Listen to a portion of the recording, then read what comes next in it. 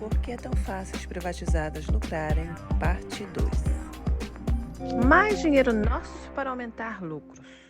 Até aqui foram apontadas algumas das causas dos lucros que as empresas privatizadas apresentaram rapidamente e que a imprensa gosta de elogiar.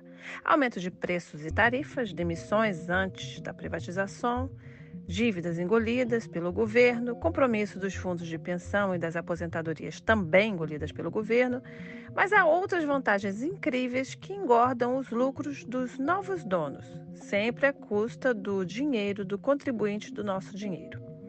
Prejuízos bondosos. Existe uma vantagem sobre a qual nunca se fala, de que desfrutam os compradores dos bancos estatais, à custa da Receita Federal do pagamento de impostos.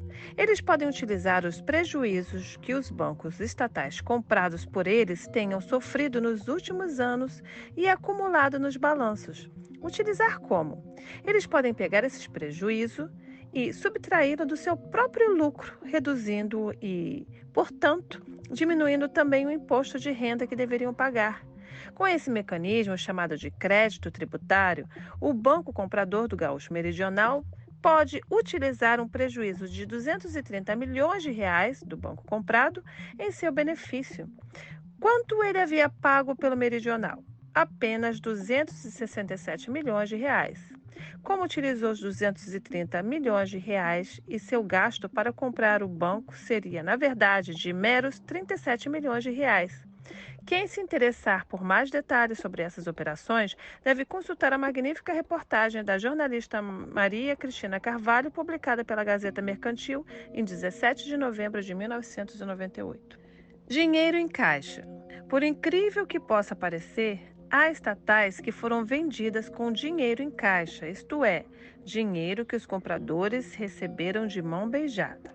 A Vale do Rio Doce foi entregue a Benjamin Steinbrück com 700 milhões de reais em caixa, segundo o noticiário da época.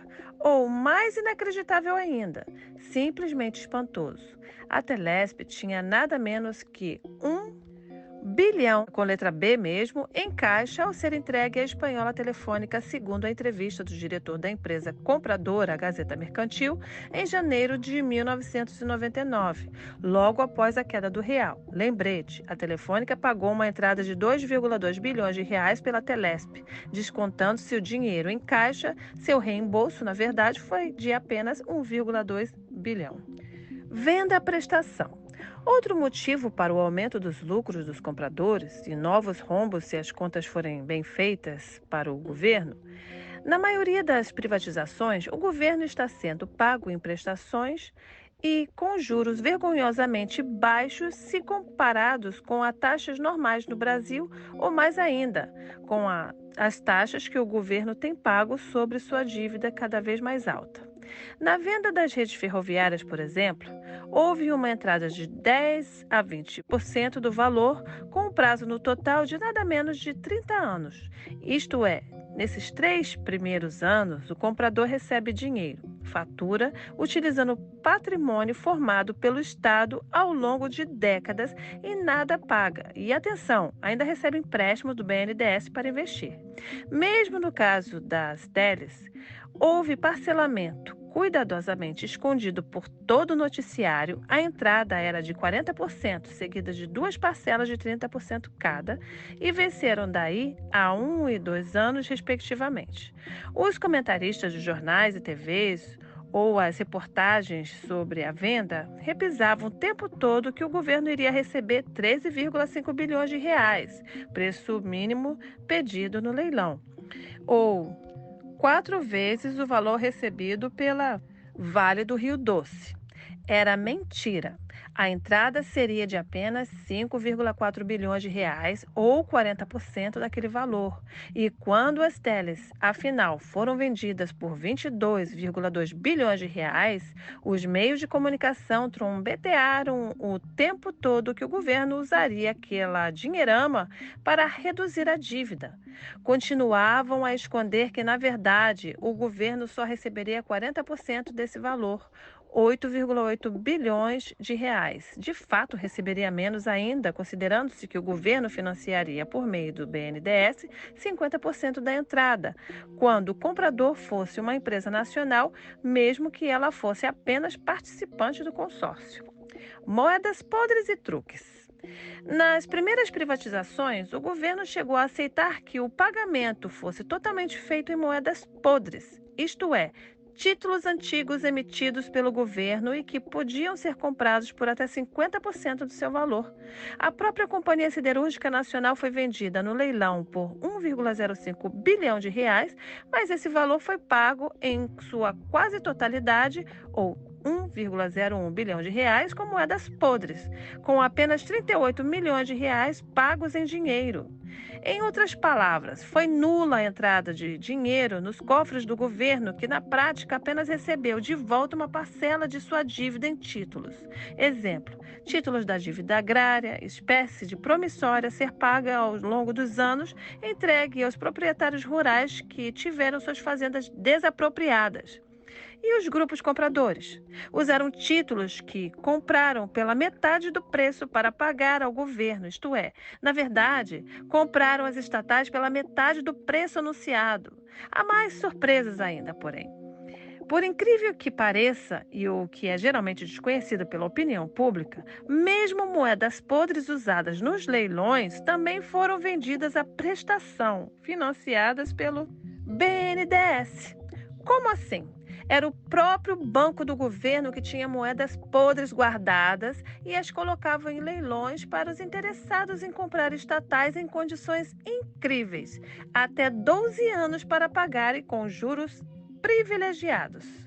No final das contas, o governo vendeu empresas aceitando moedas podres que estavam com o BNDES, que vendeu essas moedas para o pagamento de até 12 anos para os compradores das estatais. Ou ainda, os compradores não precisaram desembolsar dinheiro vivo, nem mesmo para comprar as moedas podres usadas, construídas com o dinheiro, bilhões de reais de todos nós brasileiros ao longo de décadas.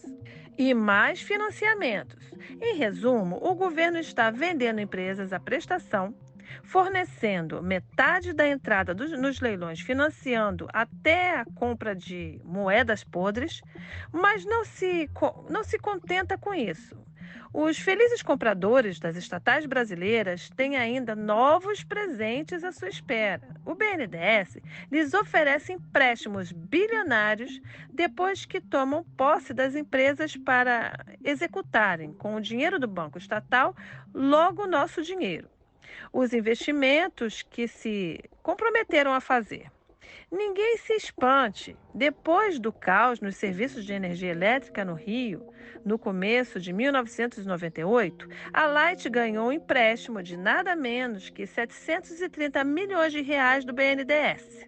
A Companhia Siderúrgica Nacional, comprada com moedas podres financiadas também, foi imediatamente presenteada com um empréstimo de 1,1 bilhão de reais do BNDES para a execução de um plano de expansão de 5 anos. Tudo sempre com juros privilegiados abaixo dos níveis de mercado. Explicam-se assim os rápidos e crescentes lucros dos compradores de estatais com dinheiro nosso, a baixo custo. Como aumentar a dívida e abalar o real? Para coroar tudo isso, não se deve esquecer que o governo fez investimentos maciços, bilionários, nos meses que antecederam os leilões da venda das estatais. Isto é, com esses investimentos, o governo está criando novas e formidáveis fontes de renda de faturamento para os compradores, que, assim, já tem garantido um salto fantástico nos lucros falsamente atribuídos pelos meios de comunicação à sua eficiência. Exemplos: o governo investiu 4,7 bilhões de reais nas Açominas antes de privatizá-la. Gastou também 1,9 bilhão na CSN. Telebrás, o escândalo.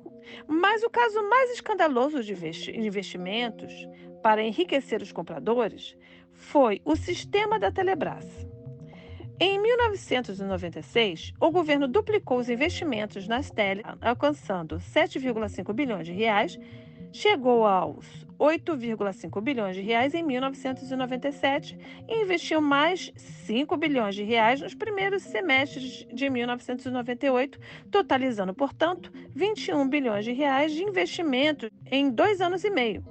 Uma gastança ainda mais estranha se lembrarmos que naquela época o Brasil já caminhava para a crise, o que forçou o governo a lançar seu primeiro programa de ajuste fiscal em fins de 1997, levando a violentas reduções dos gastos, inclusive nas áreas da saúde, educação, verbas para o Nordeste, etc.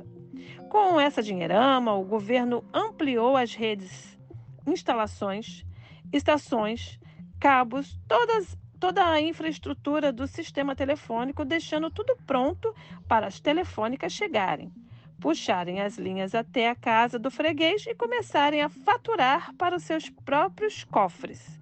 Lucros obtidos com dinheiro nosso. Mas, neste Brasil, em que a mentira campeia solta, as empresas compradoras dizem e os meios de comunicação repetem que os problemas surgidos depois da privatização se devem à falta de investimentos no período em que elas eram do governo.